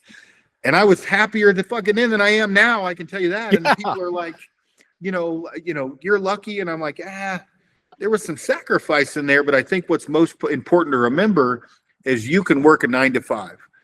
But if you set your life up with that 9 to 5 and you set financially up and yourself up, you can do some amazing and great things, but you're never going to do what you possibly could. If that's your true passion, if you set yourself up to go do the things that you're reading about, right? If you go, and I say that if you're born into wealth, forget it. You're a cake eater, you're going to be fine. But if you can survive off very little, if you have a very, no bills, man, I think the first few years of your life, unless you join the military, should be spent traveling the world and doing some cool stuff, because you're not going to get that chance again. You're not going to, very rarely you're going to get to do it when you're 40. Yeah, exactly, man. Once life kicks you in the teeth a few times, I don't know, man. I think I get nostalgic when I think about, like, I was pretty rowdy in my 20s. I started this country band. We had a tour bus and everything, cruising around all the bars in Montana and Idaho and Washington and Utah and all these places, playing all these bars. It was a rowdy time in my life. I don't remember a big chunk of it, in fact, but that'll happen. Yeah, it happens. It happens, man, especially when you have a band. But I remember people thought it was pretty cool because we had this tour bus. The thing is a lot of these bars would pay us like $600 a night, and it cost $400 to fill that thing up with gas. So we were so broke, man. I remember one time I was starving. I had zero money to my name, and I went and caught all these fish and put them in my freezer at this place I was renting. And then I went back out to go catch more. And when I got back, I was gone for like 2 days. When I got back, I was so poor that they'd shut off my power because I didn't pay the bill. And all those fish that I'd caught initially, well, they would rotted in the freezer, and my whole house smelled like rotted freaking rainbow trout, man. And like, I was pretty upset at the time, but I think back about that, and I like have really fond memories of. Dude, I'm 100%. Come on, man. Amy and I, my ex, like I said, we're still friends. We were talking about that before. When I first met her, she came into my apartment, and I had 4 dozen eggs, 3 bottles of peanut butter, and 12 cans of tuna, and then a stack of gear. And I was sleeping on a thermarest pad. That was my bed. That's what I slept in. And he was like, what, basically looking like, what the hell? And I'm like, she's like, what do you do? And I'm like, I go to the gym. I read at Barnes and Nobles.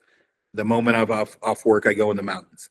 And my buddy Jeremy Troxel, we're still friends to this day. Those were some of the best times. And we literally were like scrounging money together, because that was back in the Depression, like 07, 08, 09. Like some of those times we were scrounging money for fuel because gas was $4.89 a gallon. Right? And so, people, like, don't get me wrong, I have a great life and I love where I'm at right now, but I had just as much fun back then. doing that. And it's like when I can't wait to graduate, or I can't wait to grow up. Well, okay, well, growing up sucks, right? And so if you can delay that a little bit, I think that's not a horrible idea to go experience some cool stuff, because you're not going to be able to do it again. It'd be difficult.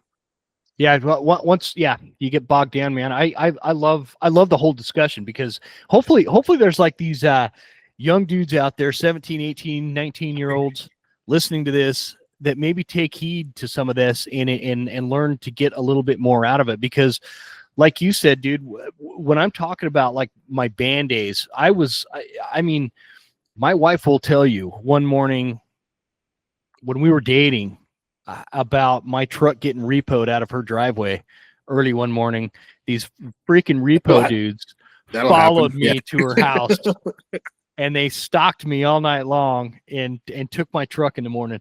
And I talk about being embarrassed, man. I don't know why she's still with me, but she is. And so I was so happy though back then. It was free, and I had a point I was going for, and I got sidetracked, man. Shit, what was I going to say about that? Yeah, it was like a major life lesson, but it's an important one. It's an important one that I think that people that get handed everything in their life, they'll never go through that.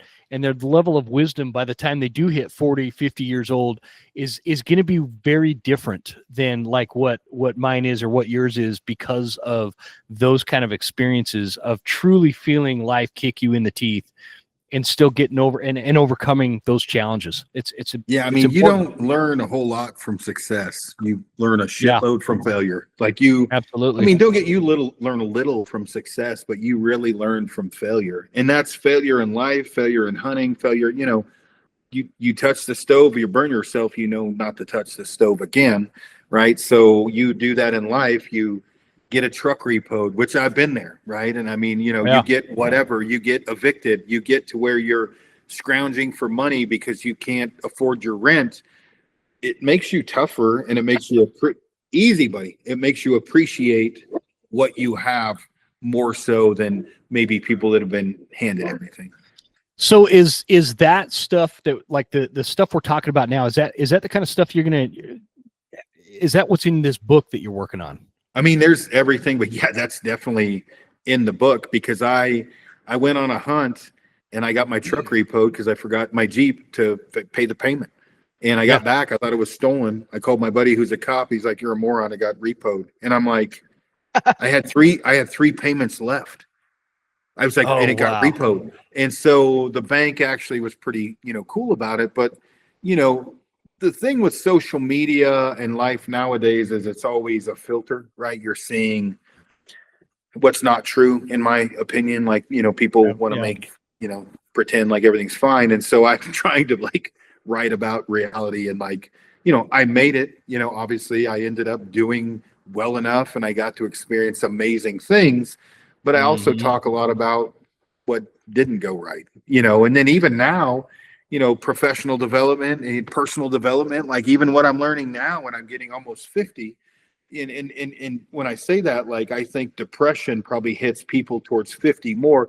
You're getting old, you're getting fat, you're getting injured, you're not who you once were. You're looking back, did I treat my son well enough? I don't know, whatever, comes up. And so that's been with me of like, now where I'm really trying to like, work on myself and deficiencies I have or whatever else. And so that came from somewhere, and that's the previous 48 years or 49 here in a week. 49 years of my life got me to that point. And if you skip all that and you just see the cool shit, you're missing what made you get to the cool part, right? What got me here, and what did I learn, and what did I do wrong? And I think that social media is very good at skipping everything in the middle. Yeah, no, absolutely it is. It's a it's a curtain. Social media is a curtain. You're seeing like an image on a curtain, but if you pull those curtains back and expose, and not everybody wants their life exposed on, to that point, man, some of the best hunters I know, these dudes I know, a lot of them I guide with, they don't have social media. You'll never know them. Nobody will ever know them. It's an interesting thing. I bet they're happier than we are. I for the most part, yeah. But it's just an interesting. It's not even like they just don't care. They don't. Their life is just so centered in the outdoors and whatnot. I kind of get envious of it, and but and to that I wanted to circle back to that point you were talking about, like guiding. You make more money, or you lose money basically guiding. Man, I feel you. I basically put my company into kind of like this state of hibernation during hunting season. Yeah. And what they pay me for guiding, dude, I can sell. I could sell roofs, and it's ludicrous how much money I miss out on. But when I was in my 20s, what they pay me to guide, that would have been great money, dude. I could have lived off that all year long. Well, my buddy Blake, the guy that owns Chamley Outfitting, that I elk and sheep or whatever, he was like, "Man, I can't pay you what you make on goat hunts or sheep hunts or whatever." I'm like, "Dude, I'm not doing this for the money. I'm doing this because I love it. I'm doing this because I want to help people."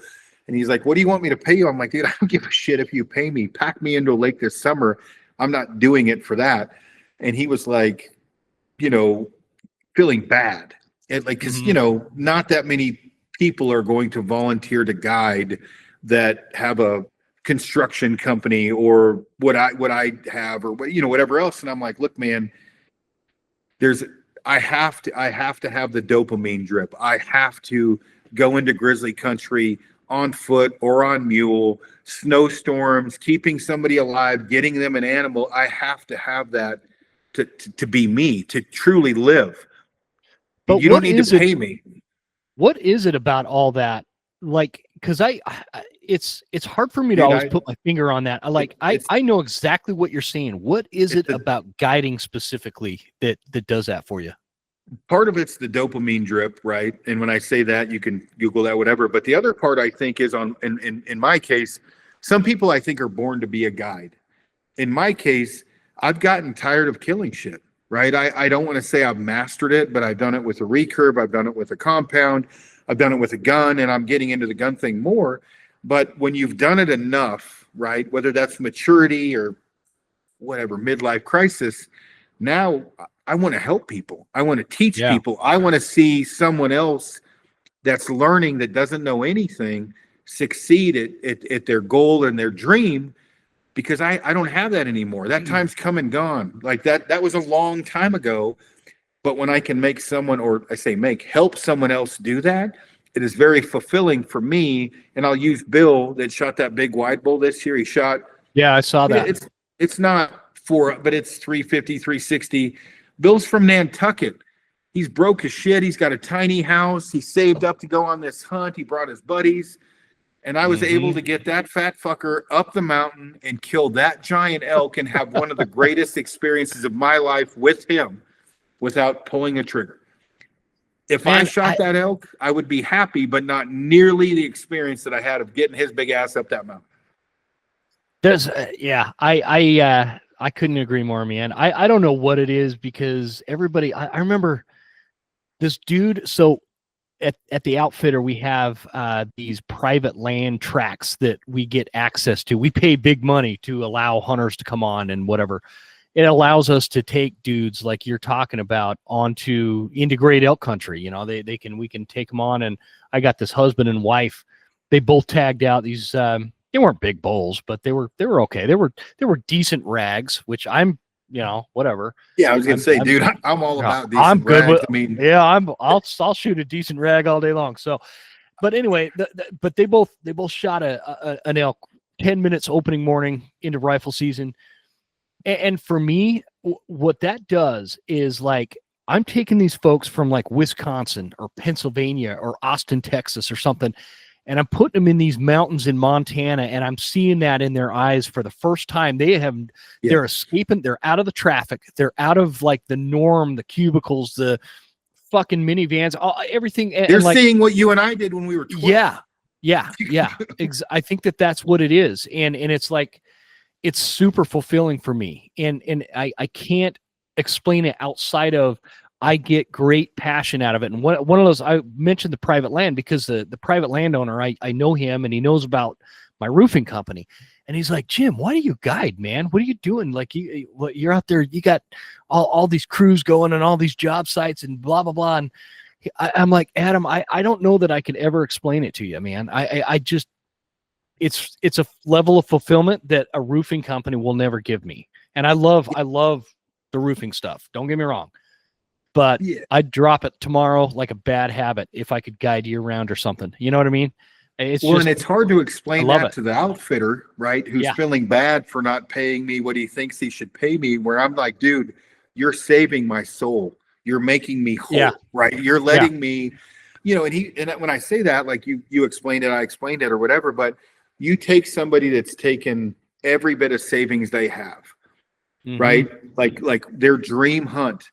And, whether it's a big rag or a giant bull or whatever, you're taking them into the mountain, you're teaching, they're seeing shit they've never seen before. And this is their one time and all their money to experience this one thing, their pinnacle of their life. And it's up to you to make that happen.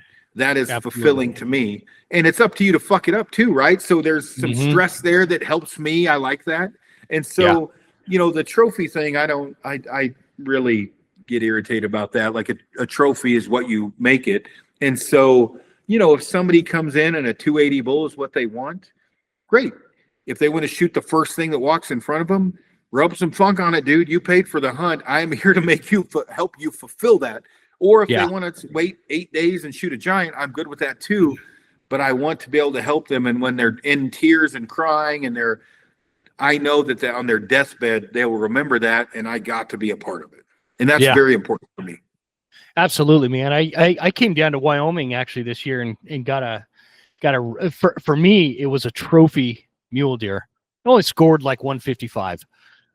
But for me, the type of country was so different than what I'm used to. The fact that I got this buck and everybody's like, dude, in that unit you were in, man, you could have really held out and blah, blah, blah, and maybe gotten a bigger buck. But man, I am happy as a pig in shit over this buck. We don't get bucks like that here.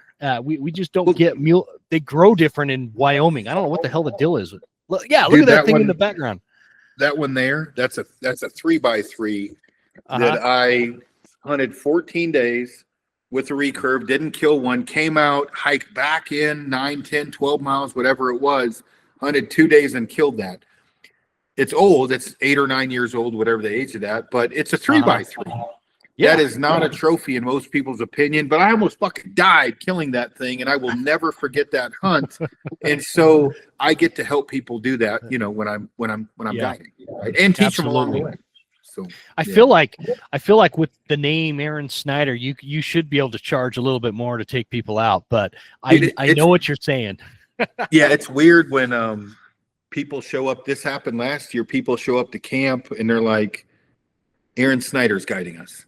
And, I scratch my ass and, punch my clown and pick my nose like everybody else. And I'm like, look, Blake needed help. He knows the area. Like, yeah, I'll talk shit. I'll be funny. You'll get an animal. But like, it's for me, if that makes their experience better, that they're with me, great. Right. Yeah. But I don't, how would I put this? I just want to make sure that somebody, because you and I have been poor a lot of our life, right? We've had shit repoed. We probably owed back taxes or whatever else. Somebody that has saved up their entire life for a hunt, whether that hunt is $7,500 for an elk hunt or whatever, that I want that hunt to be the most memorable. I don't want to beat a dead horse. The most memorable experience they've ever had. And if I can be part of that and that makes them feel better, then great, right? And again, I think I'm at a point in my life, midlife crisis or whatever, I'm getting way more out of that than I am killing something myself. Yeah, man, totally. I had an opportunity to go kill a buffalo yesterday, and I got way more enjoyment giving that opportunity to my 16-year-old daughter, because I've killed bison. I'm sorry, bison. We're supposed to say bison now. Yeah, you can't say buffalo, dude. The internet will hang you up in the courtyard. I'm going to get all sorts of emails over the fact I called it a damn buffalo. But anyway, it's the same thing. I get a lot of satisfaction out of just taking my daughter. She made a great shot, 30-30 open sight, lever action, the old Model 94, That's the rifle that the killed a lot of lever action. Oh man, it's that's the rifle that killed a lot of bison back in the day, man. So yeah. The other part to your point, and we can wrap this up, whatever. After I just like to the younger guides out there that are guiding. One of the things that, and you're probably like this, I'm usually the first guide leaving the lodge in the morning, and I'm the last guide getting back, and that is because of that satisfaction that I'm getting out of giving these people this experience in Montana that they're not going to get back home. And so some of you younger guides that are getting back and it's still daylight outside and you're getting back to that lodge and there's still light left to hunt. Yeah, that's wrong. That you're wrong. You should still be out there. These people, this might be their one hunting experience in a decade or a lifetime. And you're cutting that experience short by cutting the day short. I would add to that even more so of be the guy at camp when you get back after dark. And I agree, talking to your clients, helping them out, answering questions. Be the guy that goes and splits firewood. Be that guide. And be the guide that motivates the clients to help you split firewood. You guys bored? Oh, you got your animal? Yeah, hell yeah, let's go split firewood. Be the guy that goes and, fleshes out the face. Be the guy that is an asset that everybody wants to have in their camp, including the hunters and the outfitter. You're the guy. Like, you are the guy that's dependable. You're going to spend the last minute of every night on the mountain. And when you come back, you're not going to bitch. You're going to come back and grab firewood, stoke up the stove for everybody. Be that guy. Because that guy is going to succeed in life. The other guy, he's probably gonna, be like you and I were in our 20s and be a moron. Yeah. Yep. Get the truck repoed and bitch about it. Yeah. No, that's awesome, man. No, I appreciate it, man. I've kept you a long time, and we totally went in different directions than what I was thinking. I kind of wanted to pick your brain a little bit about switching from that bow to, like, in fact, I got my daughter, speaking of bow hunting, my daughter is at archery practice now. She's on like the, high school league or whatever. I got to go get her here in like 15 minutes. What is your experience from like, so dude, I kind of like became this purist of just archery hunting only, right? I know I've been following you for a long time. I know you did the same kind of thing. You went way more extreme than I did. I didn't even go to a recurve. I stuck with a compound. But the last, I don't know, 4 or 5 years, I've been getting back into this rifle hunting thing, and it kind of the rifle hunting thing kind of left me in the dust from a standpoint of like, dudes are going out, they're able to do like these 800-900 yard shots. I don't know. They got into the ballistics thing, and they're like basically snipers. That's beyond my like capacity or whatever. The hell was I going to ask you? So you talked about this year you decided to do some rifle hunting, which is like way off base of what we all know about Aron Snyder. What motivated you to do that, and like what has that experience been like from a standpoint? Did something about that surprise you after you did it? Yeah, and I'm going to try to do this without breaking down, because I was friend Chris Horn, a very good friend of mine, Chris Horn. We fly fish together. He asked me way back when we were fly fishing in the winter about hunting with him, and we put in for the tag and game cameras, scouting, backpacking in 4 or 5 miles, like, archery, right? Yeah. And we go in there, we get our butt kicked. I get my butt kicked. I'm in there a ton. And when I was back there, my best friend took his own life. And and when I say that, from birth to 18, when I joined the Army, we were thick as thieves. And it was one of those things that, one, in most states or Colorado, where I came from, when September's over, you're done, right? Like, there is no grabbing a rifle. In Wyoming, you can pick up a gun. And so, I struggled with that for a bit. Chris was with me when I found out. He shot an elk with his gun. And I was like, man, that was kind of cool, because I was going to come back in October 1st with my bow. And I was like, you know what?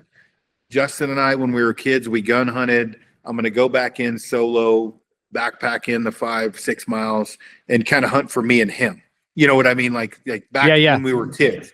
And I shot an elk with it wasn't a great elk. It's actually, like you said, a big rag, right? I mean, it was funny because if he was looking down on me, he'd be laughing because I'm set up to shoot 300-400 yards. I call, like, all morning you could hear crickets and I hear no bugles. I'm like, good Lord, man, this is not good. Cow call a few times, bugle, and I'm thinking behind me I've got deadfall. I kind of cock block myself where they're going to come, whatever in the field below me. Bull bugles right behind me, 60 yards. I've got a giant bipod off my gun. I pick up, walk to where I can see it. There's cows calling, and I shoot this, bull 60, 80 archery range, right? It's so loud because I didn't have a suppressor or ear pro on. I can't hear impact, right? And I have not shot much with a gun. I've bow hunted my whole life, hundreds and hundreds of animals, and maybe 5 with a gun, maybe 10. I get the bull, and I'm trying not to break down doing this video talking about my buddy, and I was like, man, that was fun. Like, so then it's okay. I don't want to say I haven't mastered archery, compound, or recurve, but I certainly have come close to mastering those in comparison to rifle. I haven't hunted that much with a rifle. So then I go right into guiding, which was unexpected. The local outfitter injured himself. I helped him. And I'm up in October in a unit I can hunt with a gun, having the time of my life hunting with a rifle. And so then I called John Pinch. He owns, can I talk about this? Whatever, it's a rifle company. Yeah, I don't care. No, okay. You're good. He owns Mountain Forge Custom Rifle Company. John Pinch is one of the greatest shooters I've ever seen. Same with Matt Allwine. I was using a Viking armament, but then I'm talking to John about dialing in my gun and ballistics and, calibers. And I'm like, dude, everything I've shot from bison to Aoudad to elk is with a 6.5 PRC. He's like, that's it? And I'm like, well, if you don't know any better, dude, I shoot it with a stick. It's a fucking lethal weapon. I've shot bison with this thing. I don't know. Yeah, so I'm learning, and I'm learning what I don't know, which is a lot.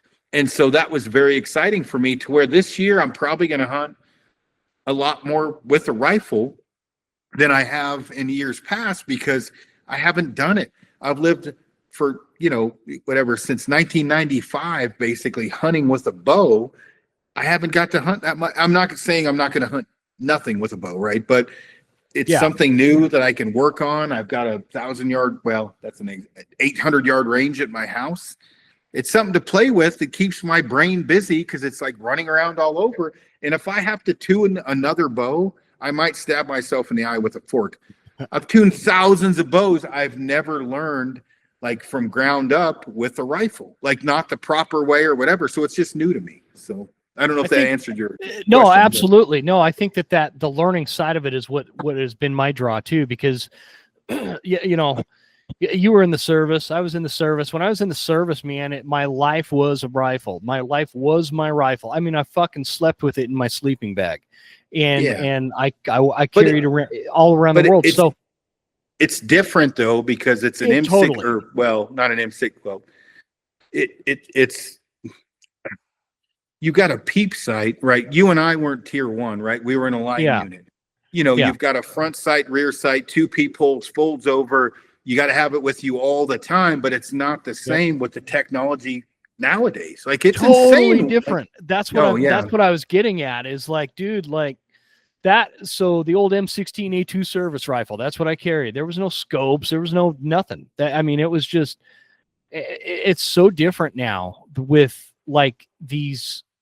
the rifle. The capability of these deer rifles is way different than that old 30-06 wood stock. I don't know, old Winchester or whatever I grew up shooting before I left for the service. It's a totally different experience. But I think that the learning of it is what is kind of my draw. It's kind of fun, man. I'm way behind the power curve with it. My buddy that owns the outfitter, Rob, he shoots elk at 900 yards. I can't do that. It would take some time for me to get to that level, right?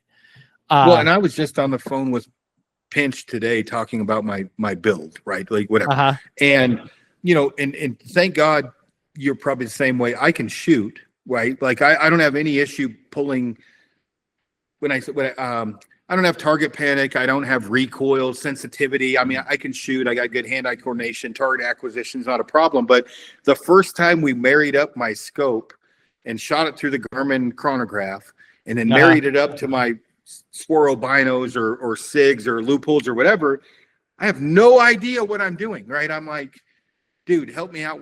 So that's, for me, that's intriguing, and it keeps my brain going because it's all, like you said, it's brand new. I've never done any of that. And I mean, I say that I am not a proponent of long distance shooting for most people, right? I don't, it's dialed in. I just dial it and shoot it at 900 yards. You have to have the skill to do that. Absolutely. But it is fun for me to be banging stuff out at 1,000 yards to practice when, for a while there, 10 yards was, with a recurve, that was it. Yes. Well, that's the thing, dude, is like if, like with bow hunting, if I can get my max for me, I mean, I might go to 50. I might go to 50 with a compound on an elk. I'm talking elk only. I don't know. I've screwed up a lot of shots. So it's like, okay, if I can get an elk within 50 yards, and in October, like in Montana, it's the same way. If you don't kill something with your bow, you can go right into rifle season. Well, in October, man, they're still screaming. They're still bugling. Dude, it's better than September in Wyoming. I can certainly. Yeah. Well, in Montana, like the archery goes to like, I don't know, last year it went to October 19th or something, By that time, it's getting pretty quiet, but it's not out of the question. It's not out of the question. The point is if I can get that close during archery season, I could certainly get within 300 or 400 yards during rifle season, and 300 or 400 yards with a rifle is nothing. So I don't have the confidence personally to go, 600, 700, 800 yards out shooting at an elk, but maybe that time will come. I don't know. You never know. In reverse though, like with the bow, I mean, I'm probably gonna, I shot my caribou at 137 yards, pinwheel with my bow. Yeah. And wait. What did you say? What did you say that yardage was? 137? Yeah. But before people bash me, I've shot mule deer at 3 feet, right? That's why I picked up a recurve, because of far shots I've taken, and guys are like, "You suck. You'd never kill anyone with a recurve." I'm like, "Well, I'll show you because I'm competitive or whatever." But I want to be like very well rounded, right? So I've done a bit of everything, but like with the compound, tuning and setting up a bow is something I love teaching people. But I get a new bow. It's not like back in the day I'd call in sick to break it open out of the box and put it together. But now I get a new gun. I'm like jacked up like a kid to go, oh yeah, like I just put this giant monstrosity in front of me. I got a new suppressor, and I got a Maven scope on it. And I'm like, okay, I'm going to go buy 4 boxes of ammo. Let's see what hits best, because I don't reload. So I got to kind of, do redneck load development, right? I'm buying. Yeah, I'm the same way, dude. Yeah. So, I was talking to Pinch is building me a 300 PRC and a 6.5. And, he's asking me questions. I'm like, dude, this is why I'm doing this. I don't know. That's why I'm talking to you, like when you call for archery, you call me. When I call for rifle, like, I had to ask him questions on that stupid ballistic app, because I'm like, dude, what does this mean? Like, so. I know, me too, man. I'm the same way. It's like, I always relate it to like, a lot of people don't know this about me, but I used to be a prolific fly fisherman. I mean, I fly fished all over the American West, and I don't go fish a river without catching fish. That's why I've been really intrigued with watching some of your posts lately on the fly fishing front. But a lot of ways it saved my life. But man, there is something about it, man. And I'm not one of those snobby ass, I have a $3,000 Orvis rod or whatever, and can't catch anything. I take my fly fishing really serious. And so, but that's what I was going to say. That it goes to the point of like, everybody's like, well, why don't you tie your own flies?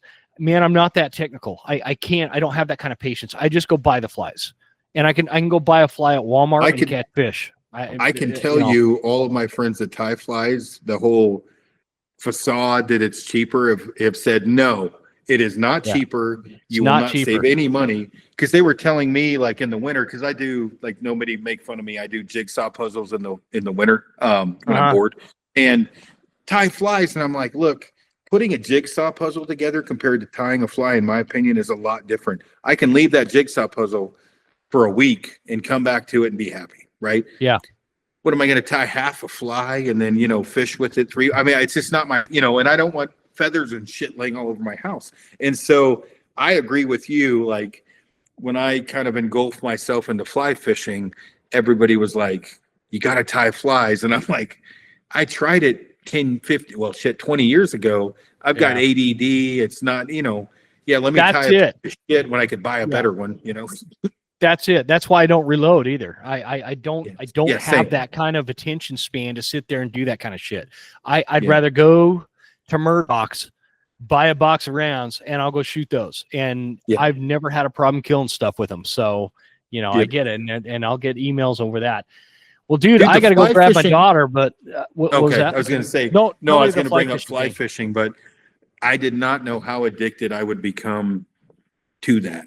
And especially, where I'm at, it's pretty, I know. Yeah. Pretty amazing. So it's great fly fishing where you're at. I've got some insane rivers right 20 minutes from my house that are like high producing rivers. I never post any of that. I should post it. Like I've been seeing you post all these great browns and tutties and whatever you're catching out there, but like I should post more of that. But I love fly fishing, man. I think you gotta come down here and we'll hit the river in February or March or whatever, because it's fun. Yeah. It is. It is a great time. And like you said, there is this thing that happened with me and fly fishing many years ago that kind of saved my life. I was in kind of this bad place and I needed a purpose, and hunting season ends.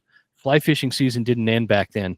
That's the thing that sucks about where I live is you can't go fish the rivers during the winter months. But get your ass down here because you can fish all the way through. So come on down. I will. All right, brother. Well, I appreciate you. We just put in like almost 2 hours, which is awesome. That always means it's a great conversation. That went by quick. It did, man. It really did. So I'm excited that you have Havoc. I think he's going to be a great dog. He's a stud. Keep posting about him. I hate seeing them at the same time because I don't want to get another puppy. But when I see like people with their pups, man, I might have to pull the trigger. So the struggle is real, but I appreciate you having me on, man.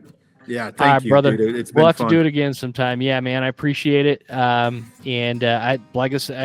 be remiss if I didn't say, I've been following you for years. I'm a big fan. I think that you've been a really positive leader in the hunting community, in the hunting space, and the hunting space is a better place because of you. So I just appreciate what you do, and let's keep in touch. I appreciate that. Sounds good, dude. Go get your kid. I'm going to take the dogs out before they poop on the floor. Sounds good. Thanks, man. See you later. Yeah, see ya.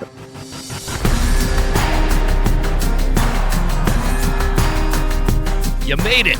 That's the end of the episode. Thank you so much for tuning in. Please make sure you're following us on Instagram at The Western Huntsman and write us a good review at Apple Podcasts. Thanks, guys. See you next time. Stay Western, and I'll see you on the mountain.